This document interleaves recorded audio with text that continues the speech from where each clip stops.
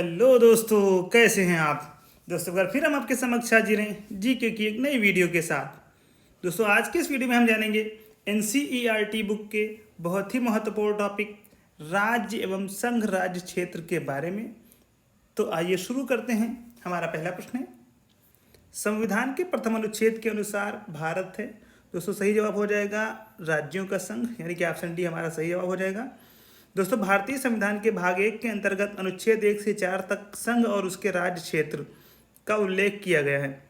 अनुच्छेद 1 के अनुसार भारत अर्थात इंडिया राज्यों का संघ यूनियन ऑफ स्टेट्स होगा। भारत के राज्य क्षेत्रों में राज्यों के राज्य क्षेत्र, संघ राज्य क्षेत्र और ऐसे अन्य राज्य क्षेत्र जो अर्जित किए जाएं सम्मिलित होंगे। दोस्तों बढ़ते हैं अगले प्रश्न की ओर। भारत की देशी रियासतों के विलय में किन दो व्यक्तियों ने महत्वपूर्ण भूमिका निभाई थी। तो दोस्तों सही जवाब हो जाएगा ऑप्शन बी, सरदार पटेल तथा वीपी मेनन।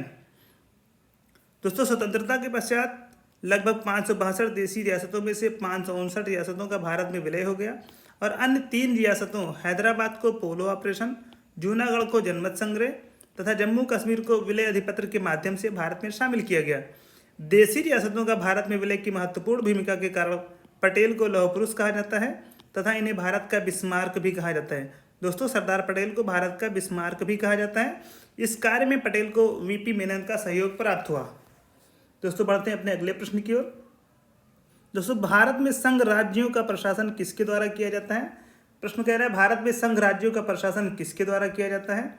तो दोस्तों हमारा सही जवाब हो जाएगा ऑप्शन ए, राष्ट्रपति द्वारा। राष्ट्रपति द्वारा। दोस्तों संविधान के अनुच्छेद 239(1) के अनुसार संसद विधि द्वारा संघ राज्य क्षेत्रों के प्रशासन की व्यवस्था कर सकती है। उसके अधीन संघ राज्य क्षेत्रों का प्रशासन राष्ट्रपति स्वयं द्वारा नियुक्त प्रशासक एडमिनिस्ट्रेटर के माध्यम से करेगा। अगला प्रश्न है, वर्ष 1948 में सरकार द्वारा भाषाई आधार पर राज्यों के पुनर्गठन के विषय में परीक्षण हेतु नियुक्त प्रथम भाषाई प्रांत आयोग के अध्यक्ष कौन थे। तो दोस्तों सही जवाब हमारा हो जाएगा ऑप्शन सी, एसके धर। दोस्तों स्वतंत्रता के पश्चात वर्ष 1947 में देशी रियासतों का एकीकरण अस्थायी व्यवस्था के आधार पर किया गया था तथा देश के विभिन्न भागों में विशेष रूप से दक्षिण भारत में मांग उठने लगी कि राज्यों का पुनर्गठन भाषा के आधार पर हो। जून 1948 में सरकार ने एसके धर की अध्यक्षता में भाषाई प्रांत आयोग लिंग्विस्टिक प्रोविंसेस कमीशन की नियुक्ति की। आयोग ने सिफारिश की कि राज्यों का पुनर्गठन भाषा के स्थान पर प्रशासनिक सुविधा के अनुसार किया जाना चाहिए। इससे अत्यधिक असंतोष फैल गया। परिणामस्वरूप दिसंबर 1948 में एक अन्य भाषाई प्रांत समिति का गठन किया गया। इसके सदस्य जवाहरलाल नेहरू, सरदार वल्लभ भाई पटेल, पट्टाभी सीतारामैया थे, जिसे जेवीपी समिति के नाम से भी जाना जाता है। बढ़ते हैं अगले प्रश्न की ओर। दोस्तों प्रश्न कह रहा है, राज्य पुनर्गठन आयोग ने 1 नवंबर 1956 को कितने राज्यों तथा कितने संघ राज्यों का गठन किया। दोस्तों हमारा सही जवाब हो जाएगा ऑप्शन ए, 14 राज्य एवं 6 संघ राज्य। दोस्तों स्वतंत्रता के पश्चात नए राज्यों के गठन के लिए 1953 ईस्वी में फजल अली की अध्यक्षता में एक राज्य पुनर्गठन आयोग का गठन हुआ। इस आयोग के 2 अन्य सदस्य के एम पलिक्कर और HN कुंजरू थे। आयोग ने अपनी रिपोर्ट 1955 में दोस्तों इस आयोग ने 1955 में अपनी रिपोर्ट प्रस्तुत की और राज्य पुनर्गठन के लिए 4 आधार बताए। पहला था भाषाई व सांस्कृतिक एकरूपता, दूसरा था देश की एकता तथा अखंडता, तीसरा था वित्तीय तथा प्रशासनिक एकरूपता और चौथा था कल्याणकारी योजनाओं का क्रियान्वयन। आयोग की अनुशंसाओं के आधार पर 7वें संविधान संशोधन अधिनियम 1956 के द्वारा राज्य पुनर्गठन की योजनाओं को क्रियान्वित किया गया। परिणाम स्वरूप 1 नवंबर 1956 को 14 राज्यों एवं 6 केंद्र शासित प्रदेशों का गठन किया गया। बढ़ते हैं अगले प्रश्न की ओर। नए राज्य के गठन की शक्ति किसमें निहित थी। तो दोस्तों सही जवाब हो जाएगा ऑप्शन ए, संसद में। दोस्तों संविधान के अनुच्छेद 3 के अनुसार संसद को यह शक्ति प्राप्त है कि वह नए राज्यों के निर्माण तथा वर्तमान राज्यों के क्षेत्रों, सीमाओं या नामों में परिवर्तन कर सकती है। अगला प्रश्न है, किस संविधान संशोधन द्वारा दिल्ली को राष्ट्रीय राजधानी क्षेत्र का दर्जा प्रदान किया गया।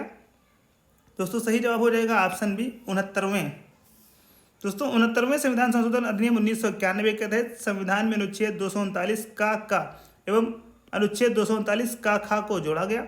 इसके द्वारा देश की राजधानी दिल्ली को संघ राज्य की श्रेणी में कायम रखते हुए इसके लिए एक विधानसभा और मंत्रिपरिषद का उपबंध किया गया है। संघ राज्य क्षेत्र दिल्ली को अब राष्ट्रीय राजधानी क्षेत्र दिल्ली के नाम से जाना जाता है। अगला प्रश्न है छत्तीसगढ़ राज्य की स्थापना कब हुई? तो दोस्तों सही जवाब हो जाएगा हमारा 1 नवंबर सन 2000 को छत्तीसगढ़ की स्थापना हुई। दोस्तों छत्तीसगढ़ को 1 नवंबर 2000 को मध्य प्रदेश राज्य के दक्षिण पूर्व भाग को पृथक करके बनाया गया। अगला प्रश्न है हमारा भारत में कितने संघ शासित प्रदेश हैं? तो दोस्तों सही जवाब हो जाएगा option C is the right answer 8। दोस्तों जम्मू कश्मीर राज्य के पुनर्गठन के पश्चात भारत में कुल 9 संघ शासित प्रदेश हो गए थे। चंडीगढ़, दिल्ली, दमन और दीप, दादर और नगर हवेली, लक्षद्वीप, अंडमान और निकोबार द्वीप समूह, पुडुचेरी तथा जम्मू कश्मीर और लद्दाख। परंतु दादरा व नगर हवेली तथा दमन व दीव के विलय के पश्चात अब भारत में 8 संघ शासित प्रदेश हैं।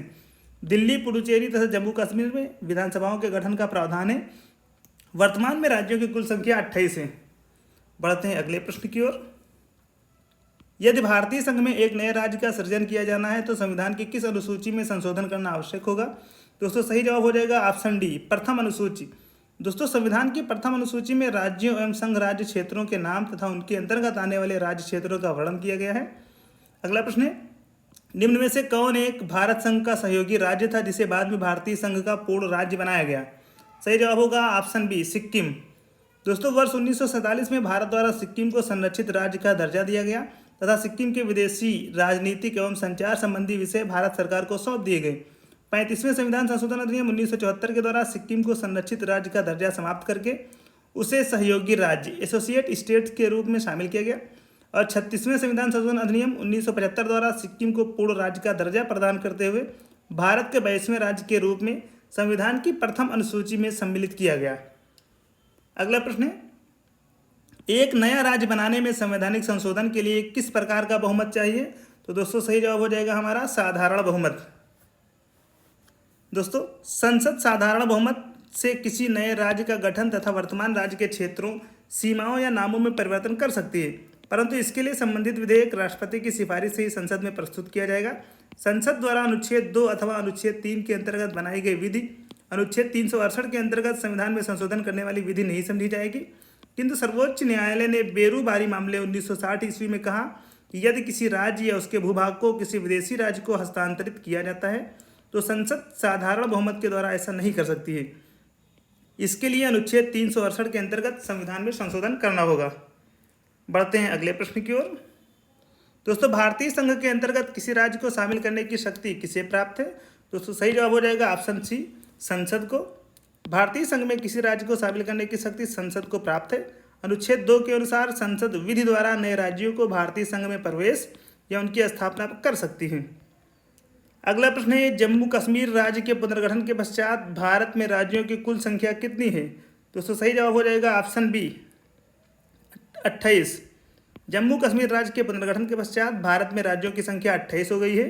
जम्मू कश्मीर पुनर्गठन अधिनियम 2019 के माध्यम से जम्मू कश्मीर राज्य को 2 केंद्र शासित प्रदेशों जम्मू कश्मीर तथा लद्दाख में विभाजित कर दिया गया है। बढ़ते हैं अगले प्रश्न की ओर। दोस्तों प्रश्न कह रहा है भारत में निम्नलिखित राज्यों के निर्माण के सही कालानुक्रम की पहचान नीचे दिए गए कोड से करिए। तो दोस्तों हमारा सही जवाब हो जाएगा option B is the right answer. दोस्तों भारत में राज्यों के गठन का क्रम निम्नवत है। आंध्र प्रदेश 1 अक्टूबर 1953, हरियाणा 1 नवंबर 1966, हिमाचल प्रदेश 25 जनवरी 1971 तथा सिक्किम 16 मई 1975। अगला प्रश्न है निम्नलिखित राज्यों की स्थापना का सही आरोही क्रम है। तो दोस्तों सही जवाब हो जाएगा हमारा ऑप्शन ए नागालैंड, मेघालय, सिक्किम, अरुणाचल प्रदेश। दोस्तों राज्यों की स्थापना का क्रम निम्नवत है। नागालैंड 1 दिसंबर 1963, मेघालय 21 जनवरी 1972, सिक्किम 16 मई 1975 तथा अरुणाचल प्रदेश 20 फरवरी 1987।